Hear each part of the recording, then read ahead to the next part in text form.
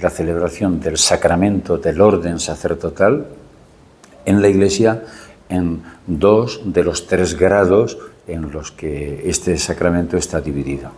Entonces, el sacramento es el mismo en cuanto que en el orden de los 7 sacramentos pertenecen las 2 ordenaciones al orden sacerdotal. De tal manera que el que se ordena de diácono empieza a formar parte ya del clero. Y el clero es el lugar, el ámbito, el colectivo que lo forman todos los que están ordenados según el sacramento del orden. Predominantemente los presbíteros o sacerdotes, ¿no?, que llamamos habitualmente. Entonces, los dos son el sacramento del orden, pero en grados diferentes. El grado de diácono se puede recibir también en otras ocasiones, se ha celebrado aquí el orden del diaconado como una entrega a Dios, pero vinculada a personas, lo han celebrado personas que están viviendo ya casados en la Iglesia con su respectiva mujer y su respectiva familia. Estando ya casados, se pueden dedicar como diáconos permanentes al servicio de la Iglesia. Pero en este caso la formulación que se ha dicho es diáconos transitorios. A mí no me gusta decir eso, porque todo el sacramento del orden siempre es definitivo y en ese sentido escatológico, definitivo. Es decir, el que da el paso del diaconado es diácono, digamos, para siempre, tanto los unos como los otros. Lo que pasa es que cuando se da desde la opción del celibato, es decir, de estar soltero, es lo requerido para ser sacerdote en la Iglesia Católica, entonces este sacramento del orden se recibe pues para estar poniéndolo en práctica, desempeñando este ministerio durante un tiempo relativamente corto. Puede durar, el derecho canónico prescribe que sean un mínimo de 6 meses y a partir de los 6 meses puede solicitar también ya el orden del presbiterado, el sacramento, digamos, en el 2º grado del orden sacerdotal. El primer grado sería el de la consagración como obispos. Los obispos son también sacerdotes, sucesores de los apóstoles, con el primer grado del orden sacerdotal. Por tanto, hay una diferencia de los 3 grados. Presbítero es el intermedio, diácono es el inferior y obispo es el superior. Entonces, las 2 ordenaciones, o mejor dicho, las 3 que tenemos ahora en Santa Cruz y que constituyen un motivo de tanta alegría, pues son de Mario Marcelo y de Mauricio las primeras para ser diáconos de la Iglesia, pero con perspectivas a ordenarse pronto también sacerdotes. Y la ordenación de Fabricio, que será el próximo día 19 de marzo, el día de San José. Estas son las 3 ordenaciones que vamos a celebrar aquí. ¿Cuál es la diferencia en el rito entre ellas y cuál es la diferencia de servicio que se presta? Pues es de grado, pero es de un grado muy sustancial. El que da el paso al ser ordenado diácono, pues tal como está prescrito en el ritual del orden de la ordenación en la Iglesia, prácticamente empieza a tener una consagración ya definitiva a Dios de manera total.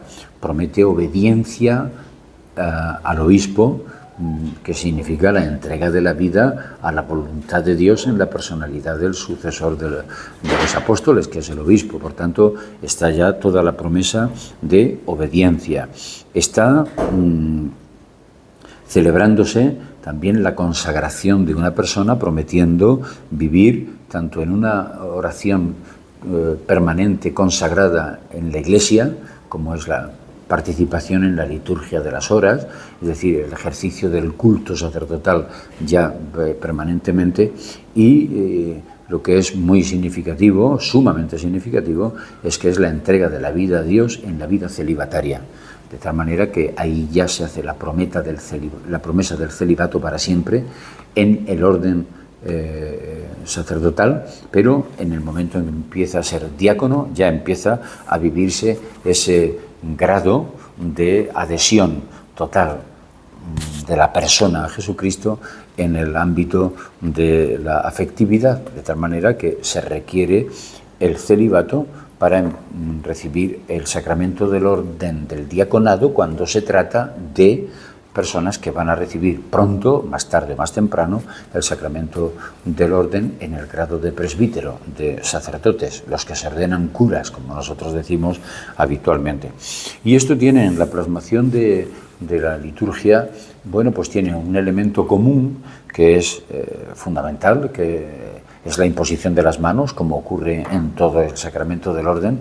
La imposición de las manos es el momento trascendental de la recepción del Espíritu. Y toda la Iglesia, después de haber cantado las letanías, uniéndose a la Iglesia celeste, pues lo que hacemos es, antes de la oración consacratoria, lo que se hace es la imposición de las manos por parte del obispo, con la cual la recepción del Espíritu lo consagra para ser ya diácono de la Iglesia y para siempre, ¿no?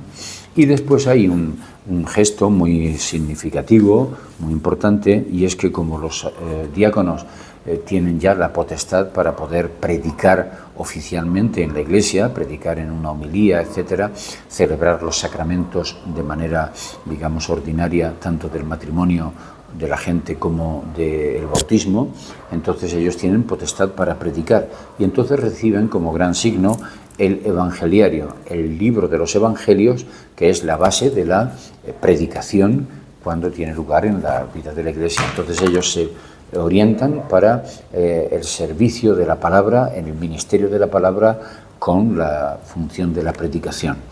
Y diácono viene de la palabra griega, el verbo diaconeo, que significa servir. Entonces se convierte en servidor de la Iglesia para siempre en esas dimensiones que hemos dicho de la predicación y de la atención a los pobres, a los más necesitados dentro de la comunidad eclesial.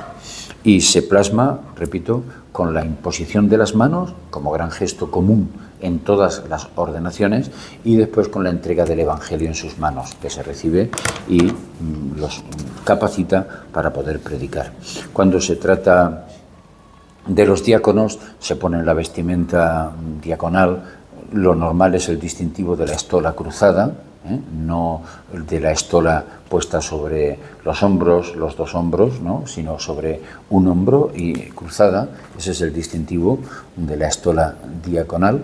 Y al mismo tiempo se pueden poner pues una especie de casullita que es la dalmática, una casulla ad hoc, específica para el diaconado. A diferencia del diaconado, el presbiterado es ya el grado segundo del orden sacerdotal y supone una identificación plena con Jesucristo, sumo sacerdote, en el ministerio de la función sacerdotal. Y digamos que ahí lo principal que ocurre es que una persona que ya se ha configurado con Jesucristo como sumo sacerdote es que tiene la potestad para actuar in persona Christi, es decir, en nombre de la persona de Jesucristo y como representante suyo, no solo de la comunidad, sino como representante de Cristo en las funciones por antonomasia del ministerio sacerdotal, que son la celebración de la Eucaristía. El momento culminante de toda vida sacerdotal es la Eucaristía, siempre y permanentemente, y eso está encargado a los apóstoles y a los colaboradores directos de los apóstoles, que son los sacerdotes, los presbíteros, los curas. Y esa ordenación presbiteral pues consolida las promesas hechas de celibato, de obediencia y respeto al obispo, pero además en esa ordenación también es trascendental la imposición de las manos con un silencio sepulcral y que después todos los miembros del clero presentes en la Iglesia, todos los sacerdotes y obispos también imponen las manos sobre el sacerdote y después se reciben como gestos, no solamente el evangeliario ya se había recibido en la ordenación diaconal, aquí se recibe dos, que son por una parte la unción con el crisma que nos convierte en otros Cristos, el mismo crisma que se recibe en el bautismo, el mismo crisma que se recibe en la confirmación. Ese crisma, con ese crisma podemos decir que se recibe en las manos que quedan untadas y para que sea el sacerdote el untado, el ungido, el enviado por Dios, el marcado por Dios para desempeñar el mismo ministerio sacerdotal de la entrega de la vida, de la entrega de su cuerpo como el cuerpo de Cristo, y eso se celebra en toda Eucaristía. De tal manera que los sacerdotes estamos llamados a hacer esto en memoria de Cristo. Por tanto, actuamos en nombre de Jesucristo. Y para ello recibimos en el sacramento culminante de la vida cristiana, que es la Eucaristía, se recibe también de las manos del obispo el pan y el vino, se recibe el cáliz y la patena, donde están las especies consagradas que van a ser después convertidas en el cuerpo y la sangre de Jesucristo. De esa manera se termina la ordenación, el rito de ordenación sacerdotal, con la vestimenta propia ya de la estola puesta al modo sacerdotal, al modo del presbítero, y con la casulla, que es el vestido de fiesta para celebrar la fiesta de las fiestas, que es la Eucaristía en la vida de la Iglesia, y donde los sacerdotes podemos decir las palabras más bellas que ser humano podría decir, que es en el nombre de Jesucristo, entregar su vida cuando parte el pan y decir, esto es mi cuerpo entregándose por ustedes. No hay palabras más bellas que podamos decir los sacerdotes. Y lo hacemos por encargo del Señor, que nos dijo a los apóstoles, a sus sucesores y a los sacerdotes, hagan esto en mi memoria. Hagan esto porque yo lo digo, hagan esto acordándose de todo lo que yo he hecho en la vida entregándome a los demás. Y hagan de esto la manifestación y la expresión sacramental más bella de su vida. Por tanto, la Eucaristía está íntimamente unida a la vida sacerdotal del presbítero, sabiendo que el único sacerdote de la nueva alianza es Jesucristo, y a Él nos unimos, y por medio de Él es como participamos de su sacerdocio y de su ministerio, que terminará haciendo verdad aquello con lo que terminan las palabras del obispo al sacerdote inmediatamente antes del saludo final y de la felicitación que todos, el obispo y los sacerdotes, hacemos al que se ordena de sacerdote, ¿no? Y termina con estas palabras cuando le ofrece el cuerpo, el pan y el vino, el cáliz y la patena, en donde se va a consagrar el cuerpo y la sangre del Señor.